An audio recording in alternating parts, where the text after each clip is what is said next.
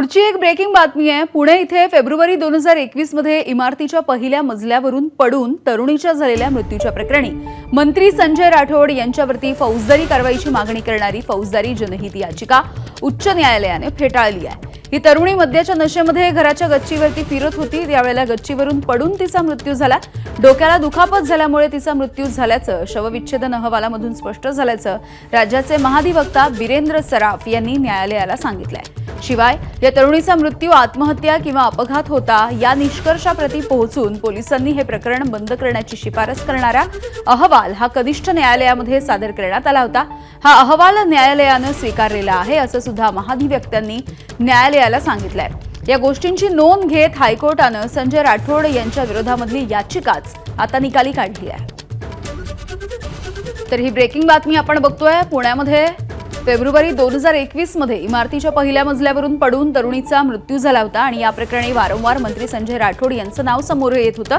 मात्र आता त्यांच्या विरोधामधली किंवा त्यांच्यावरती आरोप करणारी फौजदारी कारवाईची मागणी करणारी जी याचिका होती ती आता उच्च न्यायालयाने फेटाळून लावल्याचं कळतंय। त्यामुळे संजय राठोड यांना हा काहीसा दिलासा। आणि याविषयी बोलूयात, आमचे प्रतिनिधी अमेय राणे आहेत आपल्या सोबत। अमेय, या प्रकरणी मंत्री संजय राठोड यांना मोठा दिलासा मिळालाय, कारण की कोर्टाने त्यांच्या विरोधात जी याचिका दाखल करण्यात आली होती ती फेटाळून लावलेली आहे आणि या याचिकेत काही तथ्य नसल्याचं कोर्टाने म्हटलंय।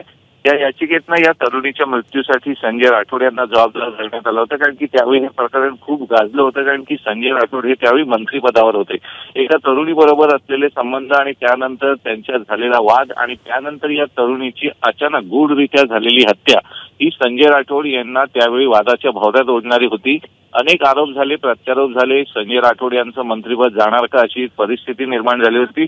परंतु या संदर्भात आता कोर्टानं आपला निकाल स्पष्ट दिलेला आहे, कारण की या तरुणीच्या मृत्यूबाबत जो न्यायवैद्यकीय शाळेचा अहवाल होता तो स्पष्ट होता।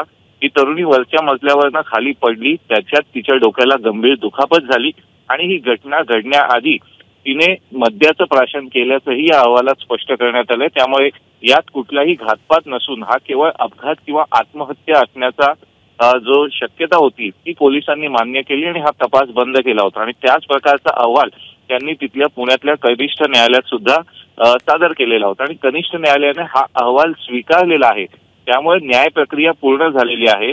या प्रति निष्कर्ष लावत यात आता कुठल्याही प्रकारच्या याचिकेचं किंवा अन्य काही कारवाईची गरज नसल्याचं राज्य सरकारतर्फे महाधिवक्ता यांनी हायकोर्टात स्पष्ट केलं आणि या सर्व गोष्टी स्वीकारत कायद्याच्या आधारे यात आता काही तथ्य नाहीये आणि अधिक तपासाची गरज नाहीये असा निर्वाळा देत हायकोर्टानं मंत्री संजय राठोड यांच्या विरोधात जी याचिका दाखल करण्यात आली होती ती निकाली काढली आणि यामुळे संजय राठोड यांना एक मोठा दिलासा मिळाल्याचं स्पष्ट झालं।